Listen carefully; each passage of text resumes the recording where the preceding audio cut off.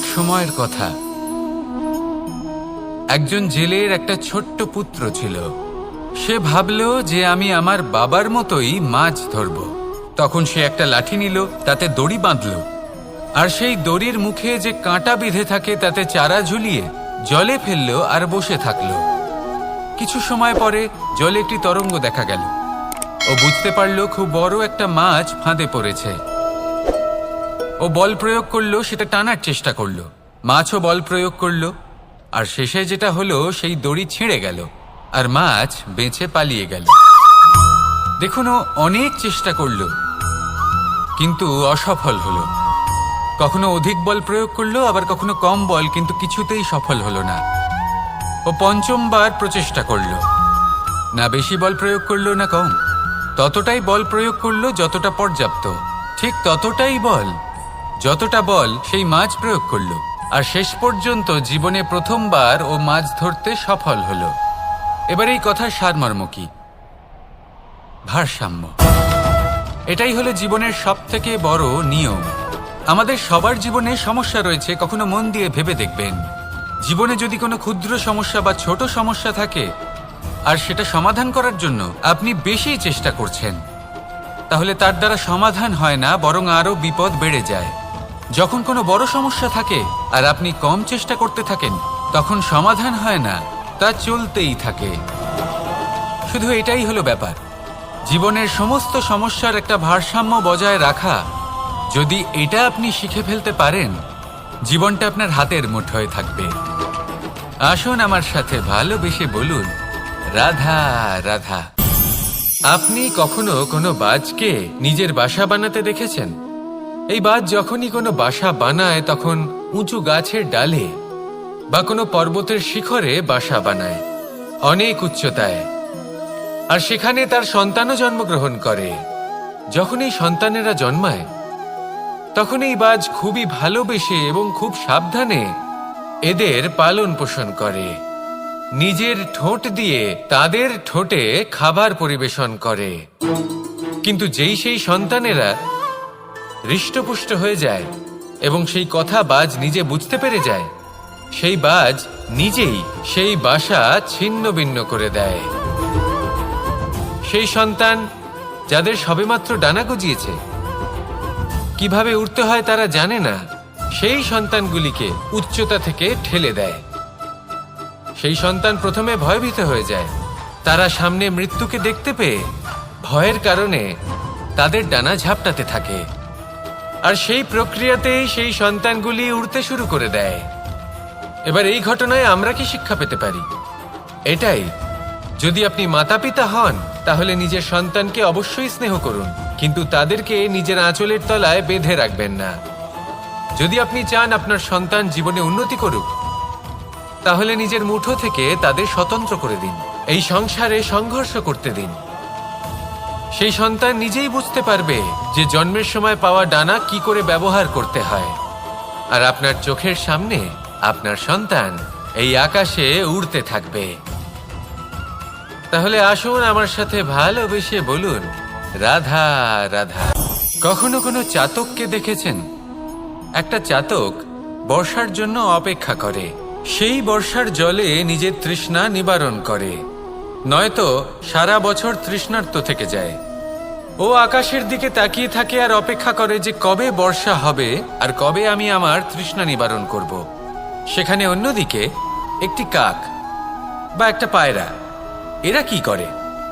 যেখানে জল পায় পান করে নেয়, যেখানে খাবার পায় খেয়ে নেয়, আত্মীয় স্বজন বন্ধু বান্ধব যাকেই পায় তার সাথে সময় কাটায়, খাবার খায় আর চলে যায়।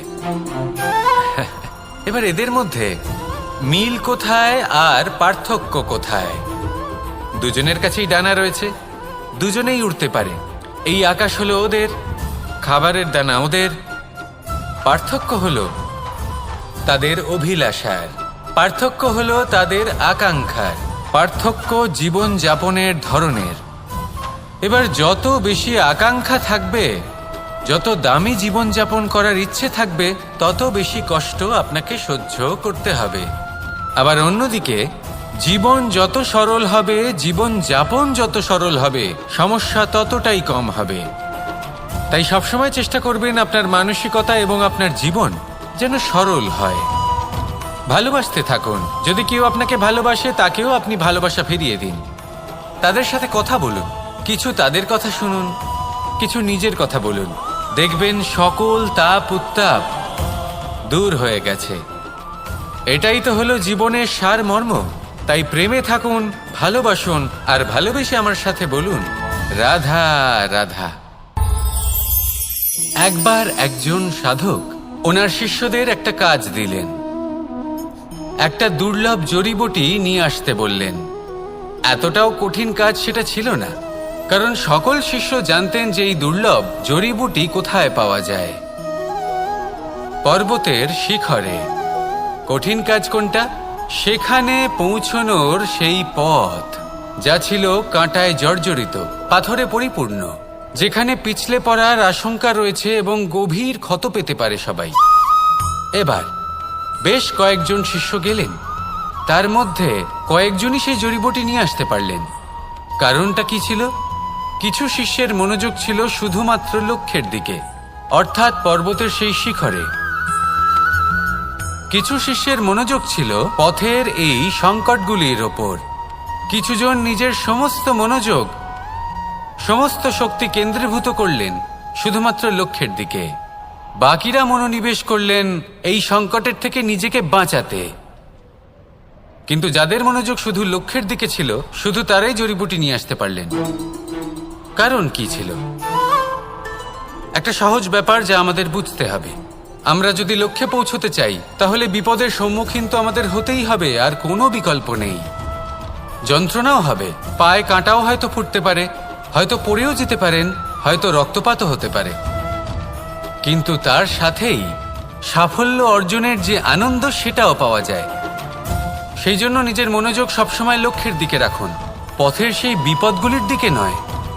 সত্যি কথা বলতে, এই বিপদ এটা কিছুক্ষণের, আজ আছে কাল নাও থাকতে পারে।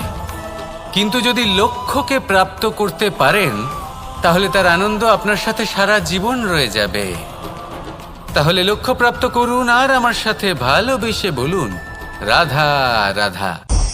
আমরা কখন উচিত কাজ করি, কখন অনুচিত কাজ করি, কখন পুণ্য করি আর কখন পাপ করি, কখন ন্যায়ের পথে চলি আবার কখন অন্যায়ের পথে চলি, তা দুজন ব্যক্তি বুঝতে পারেন,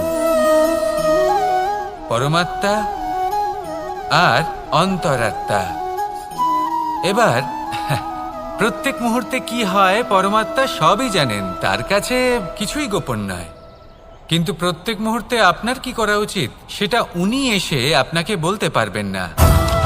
সেই জন্য আমাদের ভেতরে অন্তরাত্মা আছে, আমাদেরই চেতনার একটি অংশ।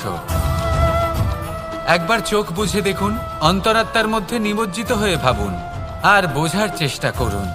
এই অন্তরাত্মা সবসময় আপনাকে শুভ কাজ করার জন্য প্রেরিত করেন আর অশুভ কাজ করা থেকে বিরত করেন। এই অন্তরাত্মার কথা মানতে থাকুন, পরমাত্মা সবসময় আপনার কাছেই পাবেন। আসুন আর আমার সাথে ভালোবেসে বলুন, রাধা রাধা। মানুষের জীবনে দুই ধরনের আবেগ থাকে যা চিরকাল তার সাথে বসবাস করে। প্রথম, স্বপ্ন। দ্বিতীয়, অজুহাত। মানুষ হাজার হাজার স্বপ্ন দেখতে পারে। আমাকে এই কাজ করতে হবে, আমাকে ওখানে ঘুরতে যেতে হবে, আমায় জীবনে এই অসম্ভব কাজ বাস্তবায়িত করে দেখাতে হবে, আদি ইত্যাদি। এবার ঠিক যেমন স্বপ্ন দেখেন, সেইভাবে অজুহাতও খুঁজে নিয়ে আসেন। আমি এই স্বপ্ন পূরণ করতে পারলাম না, কারণ আমাকে কেউ সাহায্যই করল না, কারণ আমি দুর্বল হয়ে পড়েছিলাম, কারণ আমার কাছে সময়ই ছিল না, আদি ইত্যাদি। এবার সাফল্য এবং অসফলতার মাঝখানে এই ধরনের সংঘর্ষ হতে থাকে। সাফল্য তখন লাভ করা সম্ভব যখন আপনার স্বপ্ন আপনার অজুহাতের থেকে অনেক বড় হয়, আর অসফলতা তখন পাবেন যখন আপনার অজুহাত আপনার স্বপ্নের থেকে অনেক বড় হয়। আপনি যদি সাফল্য লাভ করতে চান, তাহলে চেষ্টা করতে থাকুন, পরিশ্রম করুন। যদি অসফল হন তাহলে ভয়ভীত হওয়ার কোনো প্রয়োজন নেই। নিজের ভুল বুঝুন, তাকে শুধরে নিন, আবার চেষ্টা করুন। কিন্তু যদি নিজের জীবনে অজুহাত নিয়ে আসেন, তখন স্বপ্ন কখনো পূরণ হবে না। আসুন আমার সাথে ভালোবেসে বলুন, রাধা রাধা। এমন কিছু রয়েছে মানুষের মনে, তাদের জীবনে, এমন এক আবেগ যা সর্বজন বিদিত, যা সবাই জানেন যে উপস্থিত আছে। সেটাকে আমরা সমস্যা বলে থাকি।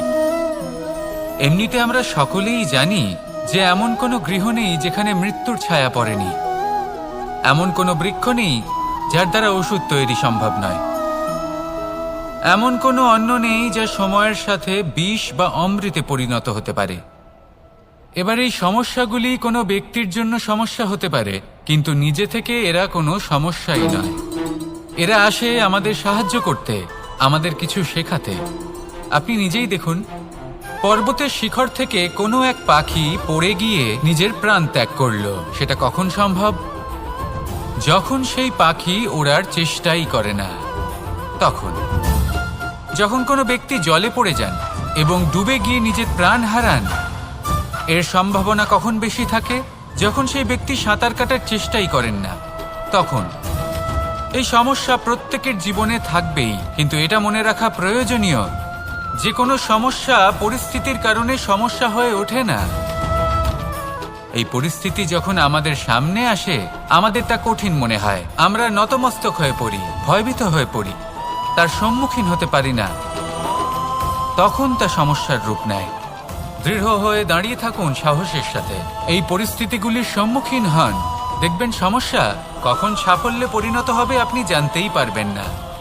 আসুন আমার সাথে ভালোবেসে বলুন, রাধা রাধা। সময় যা সবকিছুকে সমান করে দিতে পারে, যা সব থেকে বেশি শক্তিশালী, সব থেকে বড় সম্পত্তি, সব থেকে বড় শিক্ষক এবং সব থেকে বড় সুযোগ।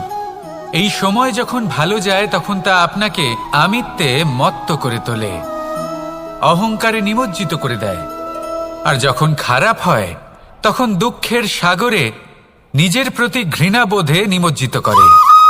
তাই এই সময়ে যা এত শক্তিশালী এক সম্পত্তি, এত মহান একটি ধন, তাকে এমনি এমনি নষ্ট হতে দেবেন না। এই সময়ের সাথে কি করবেন, কিভাবে করবেন তা ভাবতে গিয়ে এবং করতে গিয়ে সময় নষ্ট করবেন না। যদি আপনি এই সময় নষ্ট করেন, তাহলে সময়ও নিশ্চিত করবে যে আপনার সাথে কি করা উচিত।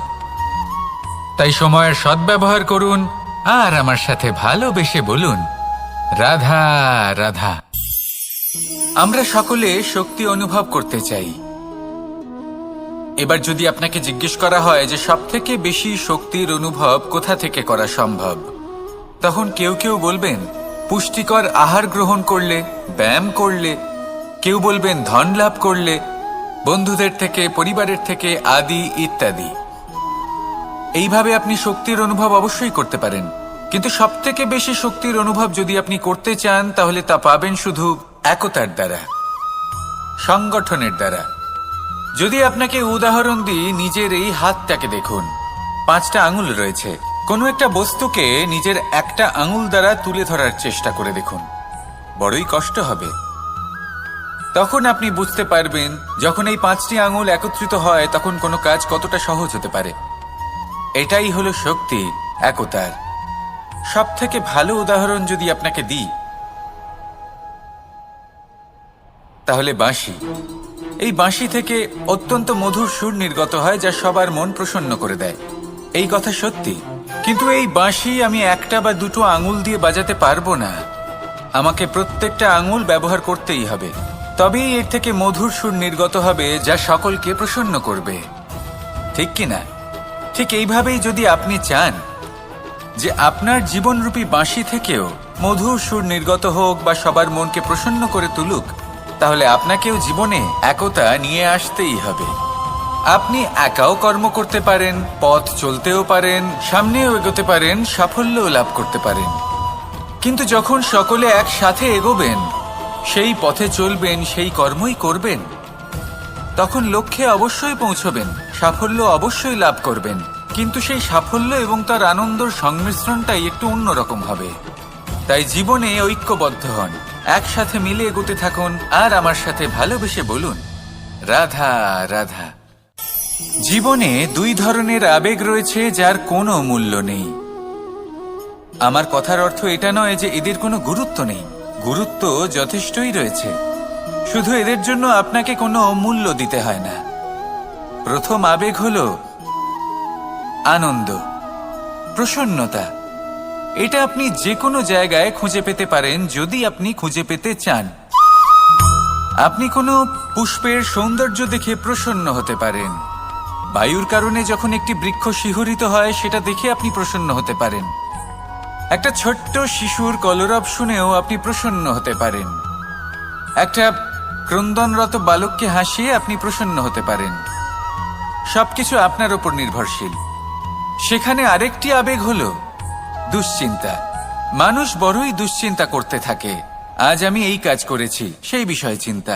আজ আমি এই কাজ করতে পারিনি, সেই বিষয়ে চিন্তা। কাল আমাকে এই কাজ করতে হবে, সেই নিয়ে চিন্তা।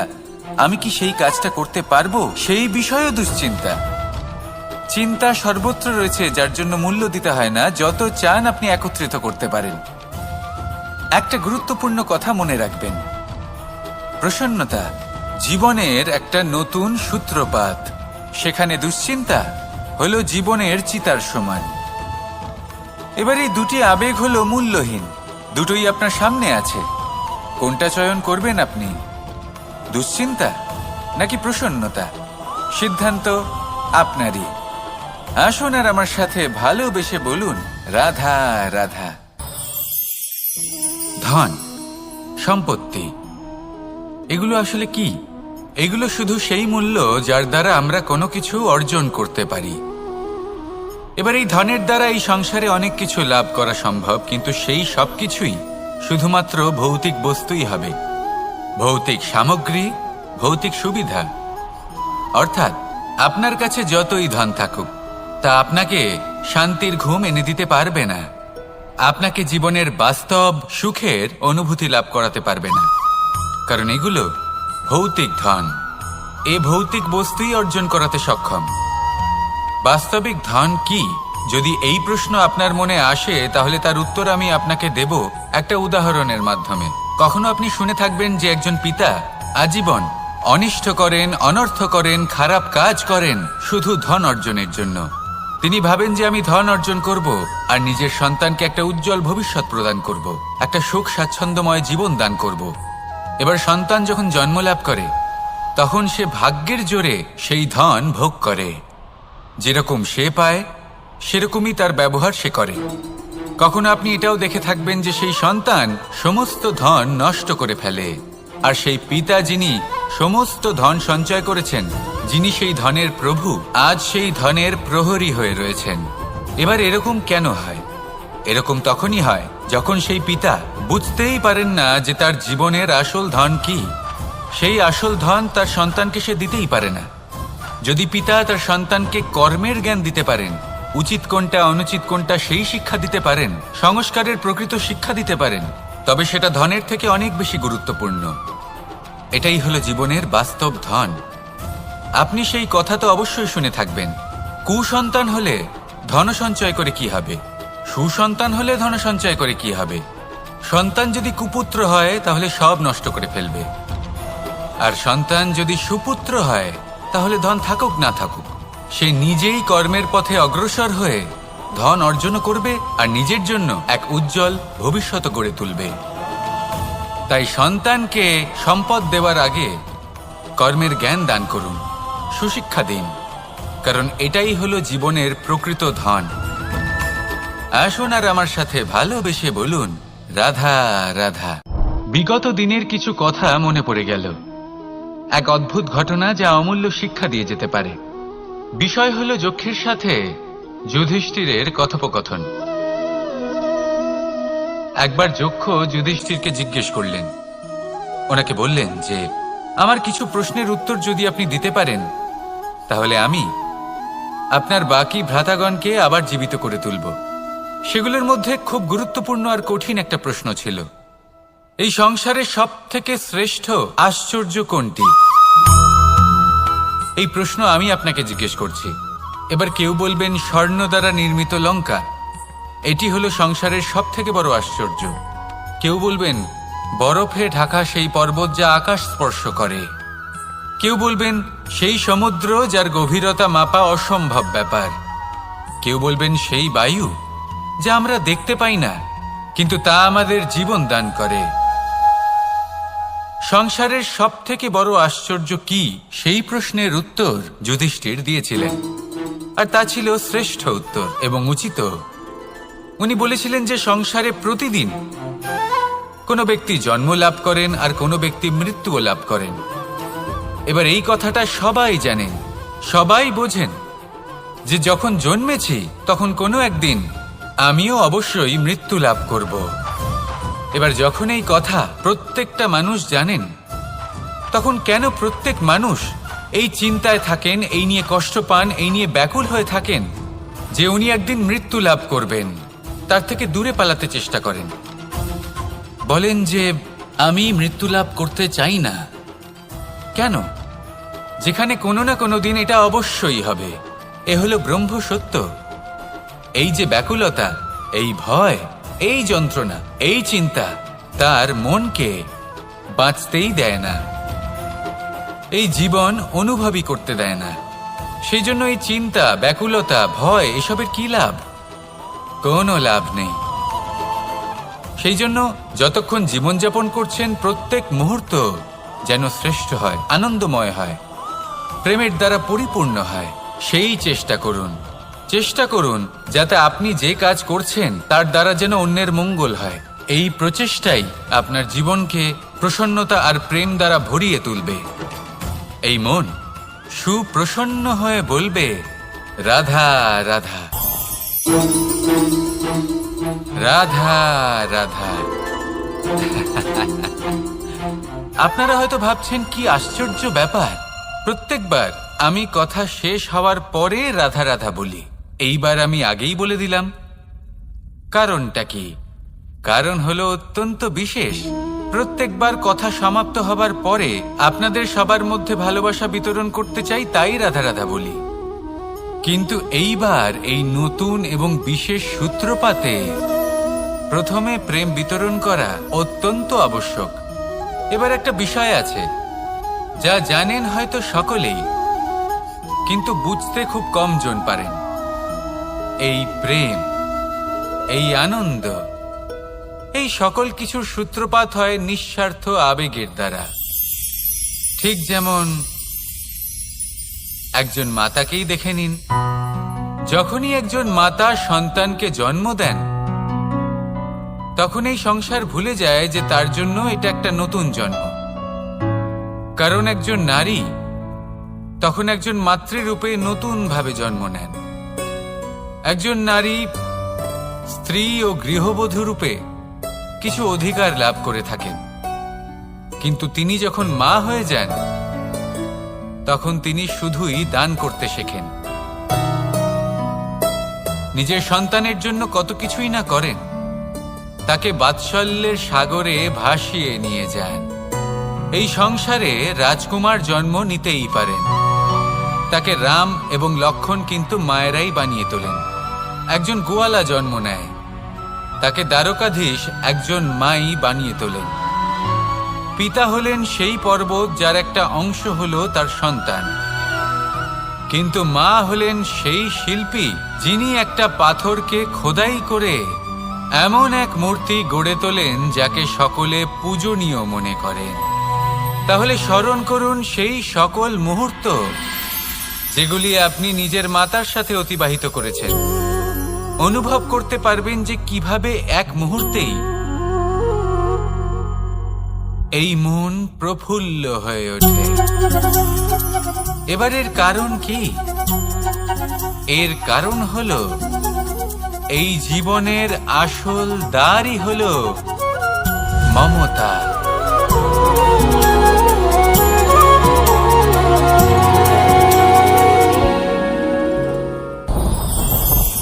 আমার জীবনে পরিচয় হয়েছে অনেক ব্যক্তির সাথে, ভিন্ন ভিন্ন ধরনের মানুষ। এনাদের সাথে আলাপ হয়ে খুব ভালো লেগেছে, অনেক শিক্ষাও লাভ করেছি। আমি তাদের সাথেও আলাপ করেছি যারা অনেক উচ্চ স্তরে পৌঁছে গেছেন, আবার তাদের সাথেও যারা নিজেদের জীবনে বিশেষ কিছু করতে পারেননি। তাদের সাথেও পরিচয় হয়েছে যারা সফল, আবার তাদের সাথেও যারা অসফল। এবার এই সবই একই রকম মনে হয়। এদের মধ্যে পার্থক্য শুধুই মানসিকতার। যখনই কোনো অসফল ব্যক্তির সাথে পরিচয় হয়েছে, তখনই দেখেছি তাদের কাছে সবসময় একটা অজুহাত রয়েছে যে কেন তারা সফল হতে পারেননি।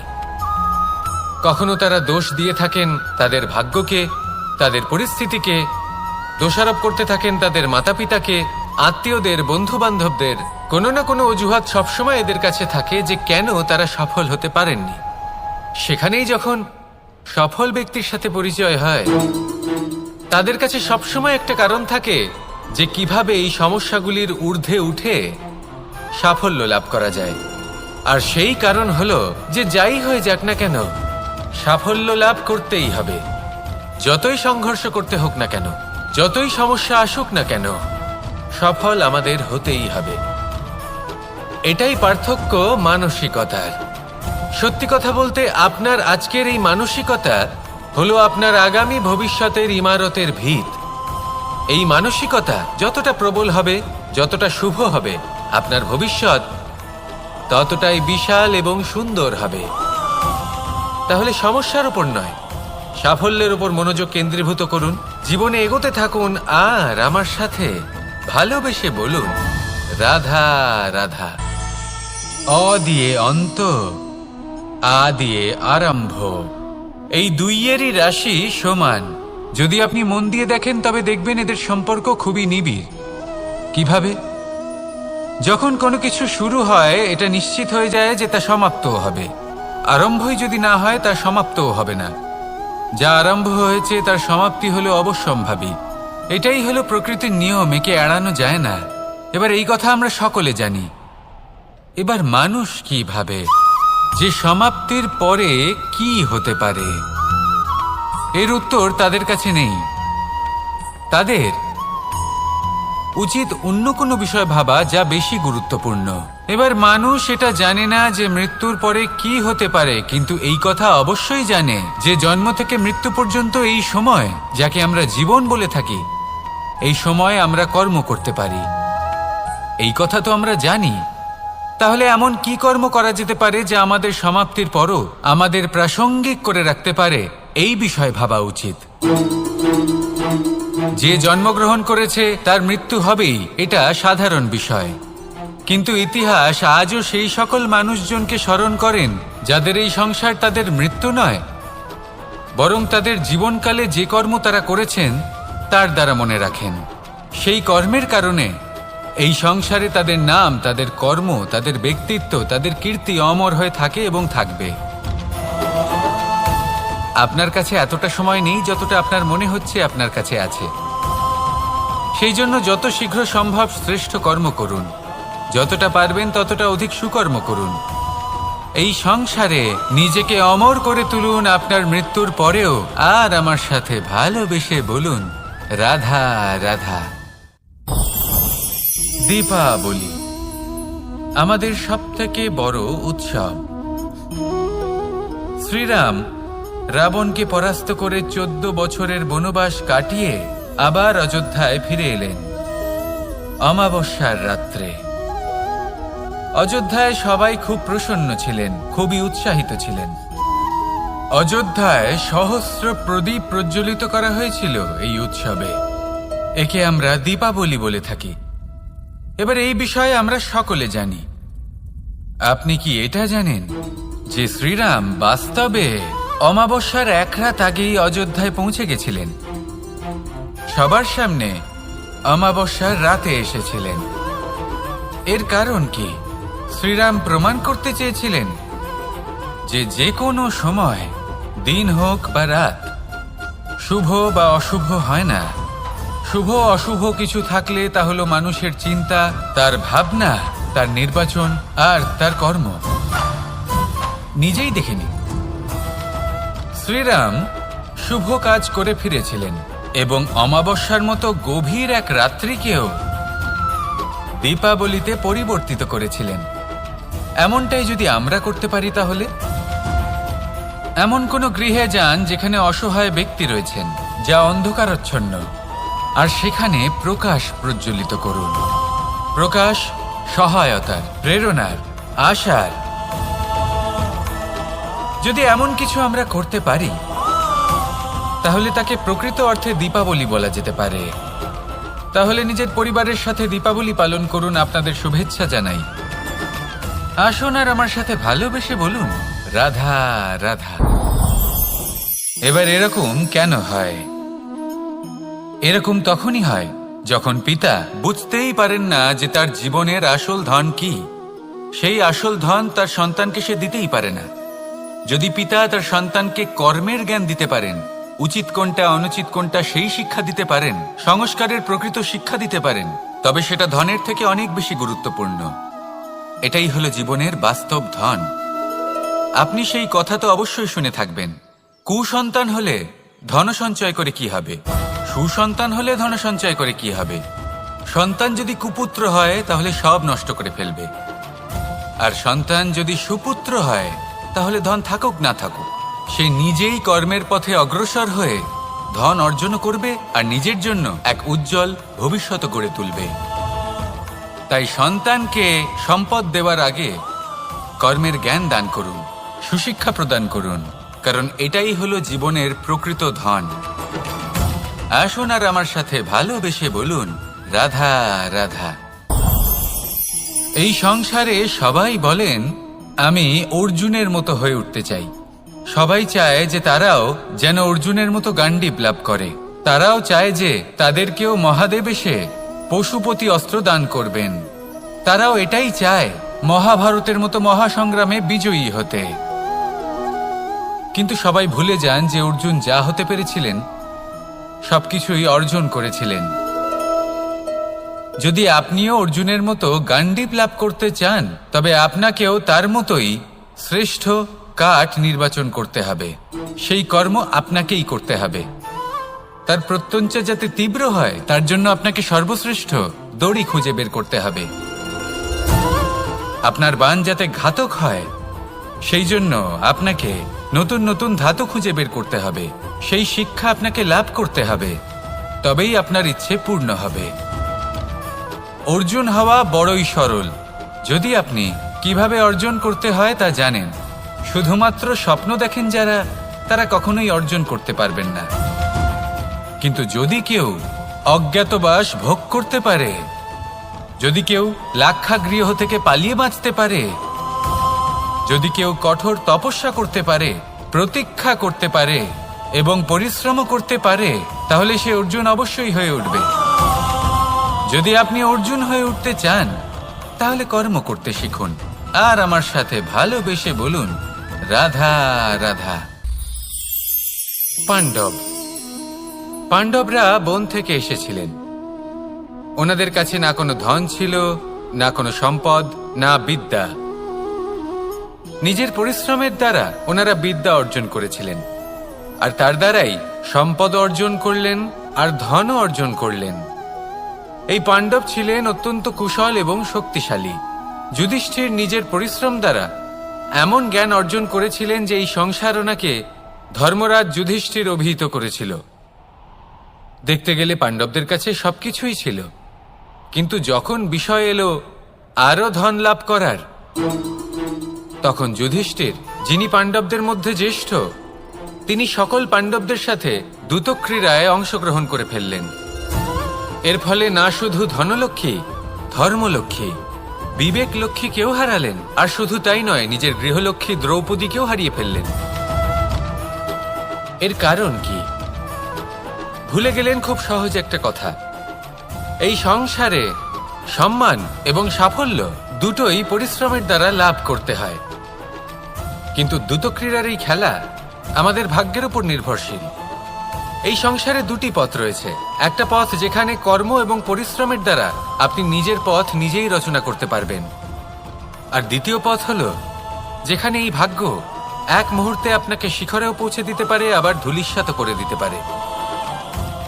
আপনি কোন পথ বাছবেন সেই চয়ন আপনারই। আসুন আর আমার সাথে ভালোবেসে বলুন রাধা রাধা। কোনো এক সময়ের ঘটনা এটা। মা এবং বাবা হাটে গিয়েছিলেন। তখন আমি আর দাদা গিয়েছিলাম গরু চড়াতে। আমরা বাড়ি ফিরে এলাম, আর মা সেই সময় একটা কাজ করতেন। যখনই হাটে যেতেন দরজা তালা বন্ধ করে যেতেন। উনি খুব ভালো করে জানতেন যে যদি ওনার এই মাখন চোর সঠিক সময়ে পৌঁছে যায় তাহলে এক ফোঁটাও মাখন আর অবশিষ্ট থাকবে না। এবার ঘটনা কিছুটা এরকম হলো যে মা আর বাবা মাঝে মাঝে হাটে যেতেন, তাই মাঝে মাঝেই দরজা তালা বন্ধ করতে হতো। যখন মা আর বাবা ফিরে এলেন তখন বাবা ভুলে গিয়েছিলেন যে এই চাবির গোছা থেকে ঠিক কোন চাবিটা দরজার তালা খোলার জন্য উপযোগী। উনি চেষ্টা করতে শুরু করে দিলেন। একটার পর একটা চাবি দিয়ে উনি চেষ্টা করতে থাকলেন, কিন্তু সেই দরজার তালা তো খুলতেই চাইছিল না। ওনার মাথা থেকে ঘাম পড়তে শুরু করলো। তখন মা বললেন যে তালা ভেঙে দেওয়া যাক। মা চলে গেলেন, আর বাবা বললেন না না দাঁড়াও, আর কিছু চাবি বাকি আছে, এটা হয়তো খুলতে পারবো। মা হাতুড়ি নিয়ে চলে এলেন সেই তালা ভাঙার জন্য, আর তখনই বাবা শেষ চাবিটা প্রয়োগ করলেন আর দরজার তালা খুলে গেল। যদি উনি চেষ্টা না করতেন তাহলে এই তালাটাও ভেঙে যেত আর চাবিটাও নষ্ট হয়ে যেত, ঠিক কিনা? এবার এই ঘটনাটা আমি দেখেছিলাম, আর আমার মনে হলো যে কখনো কখনো এই চাবির গোছার মধ্যে থেকে শেষ চাবিটাও কিন্তু জীবনের দরজা খুলে দিতে পারে। সেজন্য আপনি যদি জীবনে সাফল্য লাভ করতে চেষ্টা করেন, নিজের লক্ষ্যে পৌঁছতে চান, তাহলে হার মানবেন না। হয়তো দেখবেন আপনার পরবর্তী প্রচেষ্টা বা এই অন্তিম প্রচেষ্টা আপনাকে সাফল্যের পথে নিয়ে গেল। তাই নিরন্তর প্রচেষ্টা করতে থাকুন, জীবনে সাফল্য লাভ করুন, আর আমার সাথে ভালোবেসে বলুন রাধা রাধা। কোনো এক সময়ের কথা, একজন জেলের একটা ছোট্ট পুত্র ছিল। সে ভাবল যে আমি আমার বাবার মতোই মাছ ধরব। তখন সে একটা লাঠি নিল, তাতে দড়ি বাঁধল, আর সেই দড়ির মুখে যে কাঁটা বিঁধে থাকে তাতে চারা ঝুলিয়ে জলে ফেলল আর বসে থাকল। কিছু সময় পরে জলে একটি তরঙ্গ দেখা গেল। ও বুঝতে পারল খুব বড় একটা মাছ ফাঁদে পড়েছে। ও বল প্রয়োগ করলো, সেটা টানার চেষ্টা করলো। মাছও বল প্রয়োগ করলো, আর শেষে যেটা হলো সেই দড়ি ছিঁড়ে গেল আর মাছ বেঁচে পালিয়ে গেল। দেখুন, ও অনেক চেষ্টা করলো কিন্তু অসফল হলো। কখনো অধিক বল প্রয়োগ করলো, আবার কখনো কম বল, কিন্তু কিছুতেই সফল হলো না। ও পঞ্চমবার প্রচেষ্টা করলো, না বেশি বল প্রয়োগ করলো না কম, ততটাই বল প্রয়োগ করলো যতটা পর্যাপ্ত, ঠিক ততটাই বল যতটা বল সেই মাছ প্রয়োগ করলো। আর শেষ পর্যন্ত জীবনে প্রথমবার ও মাছ ধরতে সফল হলো।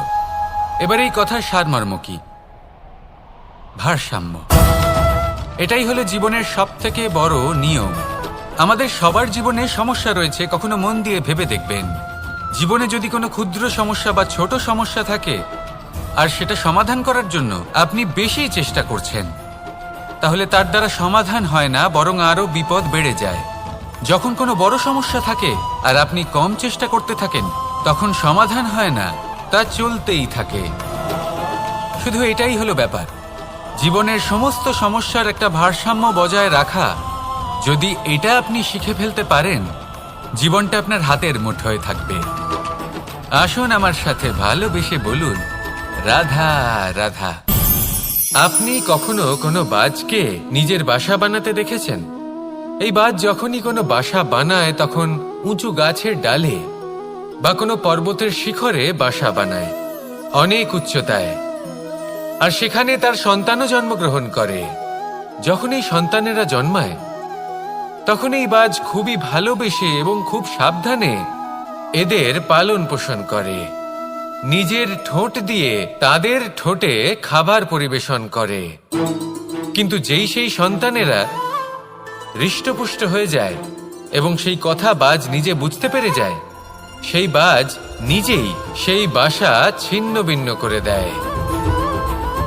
সেই সন্তান যাদের সবেমাত্র ডানা গজিয়েছে, কিভাবে উড়তে হয় তারা জানে না, সেই সন্তানগুলিকে উচ্চতা থেকে ঠেলে দেয়। সেই সন্তান প্রথমে ভয়ভীত হয়ে যায়, তারা সামনে মৃত্যুকে দেখতে পেয়ে ভয়ের কারণে তাদের ডানা ঝাপটাতে থাকে, আর সেই প্রক্রিয়াতেই সেই সন্তানগুলি উড়তে শুরু করে দেয়। এবার এই ঘটনায় আমরা কি শিক্ষা পেতে পারি? এটাই, যদি আপনি মাতা পিতা হন তাহলে নিজের সন্তানকে অবশ্যই স্নেহ করুন, কিন্তু তাদেরকে নিজের আঁচলের তলায় বেঁধে রাখবেন না। যদি আপনি চান আপনার সন্তান জীবনে উন্নতি করুক, তাহলে নিজের মুঠো থেকে তাদের স্বতন্ত্র করে দিন, এই সংসারে সংঘর্ষ করতে দিন। সেই সন্তান নিজেই বুঝতে পারবে যে জন্মের সময় পাওয়া ডানা কি করে ব্যবহার করতে হয়। আর আপনার চোখের সামনে আপনার সন্তান এই আকাশে উড়তে থাকবে।